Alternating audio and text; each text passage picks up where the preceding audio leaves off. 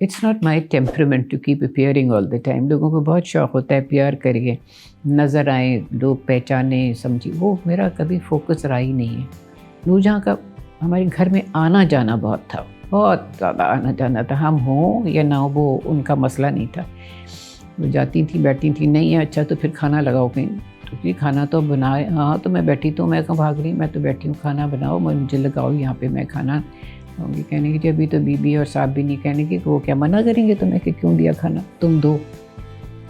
اور ہمارے یہاں نور جہاں کا آنا بالکل ایسے تھا جیسے کوئی بات ہی نہیں, یہ آ گئی ہم یہاں ہوتی ہیں, یہاں بیٹھنی, بس پھر ان کی کھلاؤ گے.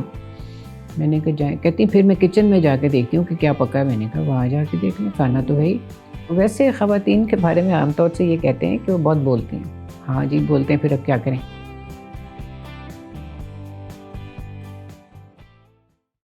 السلام علیکم. اکمل شہزاد گمن آپ کی خدمت میں حاضر ہے. آج جس شخصیت کے ساتھ میں آپ کی ملاقات کروانے جا رہا ہوں, میری مینٹور تو وہ ہیں ہی ہیں. ان کے پروگرام سات رنگ سن کے اور ان کی باتیں سن کے ریڈیو میں آنے کا شوق جو ہے اس نے مہمیز پکڑی اور پھر ریڈیو میں آ گئے.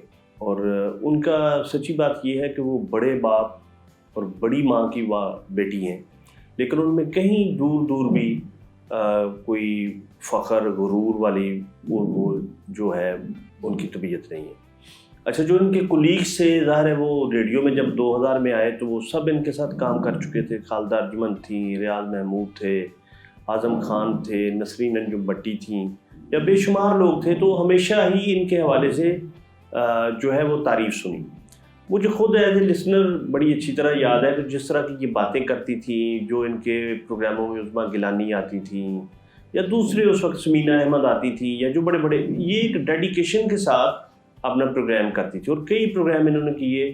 اگر ان کے والدین نے, تاج صاحب نے یا حجاب صاحبہ نے اپنی تحریروں سے ایک دنیا کو متاثر کیا تو انہوں نے اپنی آواز سے کیا. اور پھر یہ کہ ان کے ہاں وہ ایک وہ نہیں تھا کہ کوئی کسی چیز کے پیچھے بھاگنا اور اس کے پیچھے دوڑنا. انہوں نے اپنی مرضی کے ساتھ بڑے دھیمے انداز کے ساتھ جو ہے وہ اپنی زندگی بتائی اور مائکرو فون کے ساتھ جو رشتہ ہے وہ نبھایا. یہ بیمار تھیں پچھلے دنوں میں, اب بھی ان کی طبیعت پوری طرح نہیں سنبھلی, اور شاید غالباً ریڈیو کے تعلق کی وجہ سے انہوں نے ایک مہربانی کی اور ہمیں یہ موقع دیا کہ ہم ان سے مل سکیں اور گفتگو کر سکیں. یاسمین صاحبہ بہت شکریہ آپ کا. اب طبیعت کیسی ہے آپ کی؟ آج تو بہتر ہے, کل پرسوں سے بہتر ہے. اچھا اچھا. وہ تھوڑی سی انرجی وغیرہ کی ضرورت ہوتی ہے. By and by then you pick up your energy and then everything is normal. بالکل صحیح. تو یاسمین صاحبہ ذرا یہ بتائیے گا کہ پیدا بھی لاہور میں ہوئی؟ جی. اس وقت تاج صاحب جو تھے وہ کیا کرتے تھے اور حجاب صاحبہ کیا کرتی تھی آپ کی والدہ محترمہ؟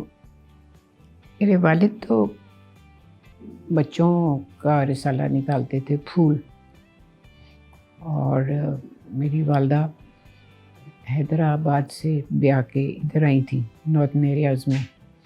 تو پھر انہوں نے آ کے یہاں سے فلائنگ کی طرف توجہ دی اور پھر وہ فلائی کرنے لگ گئیں. تو پھر انہوں نے کہا کہ مجھے آپ ڈاک دیا کریں, میں پھینک دیا کروں گی نیچے, تو I can prove to be useful too. تو بس ایسے ہی ہے, کوئی ایسی خاص بڑی بات تو ہے نہیں. لیکن اس زمانے میں دیکھیں نا, میں نے ان کے بارے میں, وہ غالباً برصغیر کی پہلی فلائنگ ہاں جی خاتون ہے. That is so I am told. جی جی جی. اور پھر یہ کہ لکھنے کی طرف بھی, افسانہ بھی انہوں نے لکھا, مضامین بھی لکھے, تو ناول بھی کوئی لکھا انہوں نے؟ جی ناول بھی لکھے. اب میں سوچ کے بتاؤں گی, نام نہیں یاد آ رہا اس وقت, ذہنی کیفیت ایسی نہیں ہے کہ ہر چیز یاد آ جائے. تو آپ کی زیادہ جو قربت تھی وہ والد صاحب کے ساتھ تھی یا والدہ کے ساتھ؟ دونوں کے ساتھ بے حد. ایکچولی میں چونکہ اکلوتی بیٹی تھی تو پھر وہ فوکس ایک ہی طرف ہو جاتا ہے. 2-3 بچے ہوں تو اس کو بھی دیکھو, اس کو بھی, اس کو بھی, تو اس لیے. اور ہاں پیرنٹس اور میں جو تھے, ہم کبھی پیرنٹس اور بچے کے طور پہ نہیں رہے, فرینڈس کے طور پہ رہے ہمیشہ تھرو آؤٹ. اس زمانے میں کہاں رہتے تھے آپ لوگ؟ جہاں تک مجھے یاد پڑتا ہے بھاولپور روڈ پہ رہتے تھے. اچھا اچھا. تو مجھے یاد ہے کہ میں ادھر اپنی دوست کو ملنے گئی تھی تو اس نے کہا چلو میں تم کو ایک سین دکھاتی ہوں.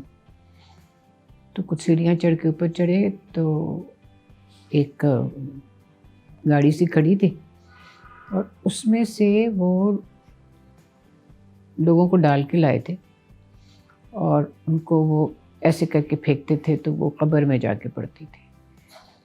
تو پھر میں نے ان سے کہا کہ ابھی تو you will seal them up, تو how are they going to breathe? What's going to happen to them?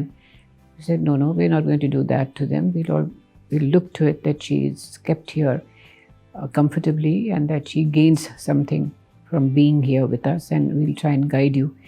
تھوڑا سا یہ آپ کا ہے یہ ابھی it will settle down. تھوڑا سا آپ اپسیٹ ہوئی ہیں مینٹلی بھی اور وہ it's going to settle down. جیسے بخار چڑھ جاتا ہے آدمی کو کبھی تو پھر تھوڑے دنوں کے بعد ٹھیک ہو جاتا ہے تو ہو جائے گا. مجھے سارے وہ بس یہ فکر ہوتی ہے کہ ریڈیو کا کام چل رہا ہے کہ نہیں چل رہا ہے, چل رہا ہے کہ نہیں چل رہا ہے. ریڈیو کے لیے تو میں نے اپنی جان نثار کی, مجھے بے حد پسند ہے ریڈیو کا انوائرمنٹ, بے حد اچھا لگتا ہے. اور پھر مجھے اتنا اپیئر ہونے کا شوق نہیں تھا کبھی, تو اس میں اپیئرنس کی تو ایسی بات ہی نہیں ہوتی تھی. سو وی وڈ سٹ اینڈ ٹاک, اینڈ اشفاق صاحب بھی ہوتے تھے وہاں پہ, گیلانی صاحب ہوتے تھے وہاں پہ, سارے ہوتے تھے. تو ان کو یہ پتہ تھا کہ مجھے کہاں تک اپروچ کر سکتے ہیں اور کہاں کے بعد. وہ باقی لڑکیوں کو اگر گیلانی صاحب باہر ڈرائیو کو لے جائیں, کسی کو آئس کریم کھلا دی, کسی کو I would prefer not to go, not my interest. اچھا یہ ذرا بتائیے گا کہ اس زمانے میں جب آپ اسکول میں پڑھتی تھیں تو کس اسکول میں پڑھی آپ, اور آپ کی جو کلاس فیلوز تھیں وہ یعنی ظاہر ہے مختلف علاقوں سے, محلوں سے, وہ کون لوگ تھے اور ان سے اب بھی رابطہ ہے یا بعد میں کبھی رابطہ ہوا؟ میں جی پہلے سب سے اس میں گئی تھی کانوینٹ آف جیزس اینڈ میری میں, اس میں رہی. لیکن میرا مسئلہ یہ پڑ گیا تھا کہ میں پڑھ نہیں سکتی تھی, آتا نہیں تھا پڑھنا اردو کا وغیرہ. پھر ایک دن میرے والد نے مجھے بیٹھ کے سمجھایا کہ دیکھو ہمارا نام جو تھوڑے بہت ہیں نا وہ ہمارے سالوں میں جا کے پارٹیسپیٹ کر کے کوآرڈینیٹ کر کے سب کے ساتھ ہوتا ہے, تو اس لیے وی کم اینڈ سٹ ہیئر. تو مجھے اسکول میں بیٹھنا ناپسند تھا کہ جیسے چھٹی ہو تو اس سے 10 منٹ پہلے کو آ کے مجھے لے جائے وہاں سے بس. تو کبھی میرے والد آتے تھے بائسیکل پہ تو تھکے ہوئے ہوتے تھے, کہتے اب چپ کر کے بیٹھ جاؤ میں لے کے چلوں گا تم کو.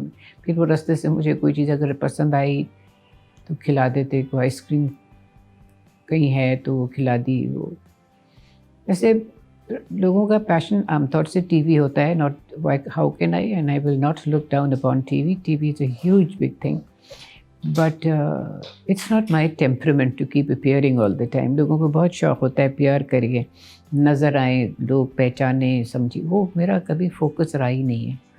Basically I been a شائے person, I think very very shy. تو ذرا اور ویری کانشیس. پہلے زمانے میں میری اسکن پہ بہت